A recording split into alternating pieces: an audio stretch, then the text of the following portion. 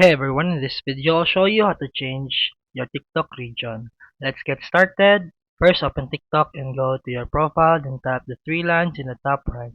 Then settings and privacy, then scroll down and choose content preferences. Then select your preferred language, then TikTok will start showing more videos from those regions. Then next method is download a VPN app from the Play Store or App Store, then connect the country you want TikTok to think you're in, then open TikTok. Then in your For You page, should start adjusting to the new region. Next method is if possible, insert a SIM card from the region you want. Then TikTok often tailors content to your SIM location. Then you can also try turning off location services, and so TikTok relies on your preferences instead. And that's it for today's video. If you found this helpful, please like and subscribe for more videos. See you in the next one.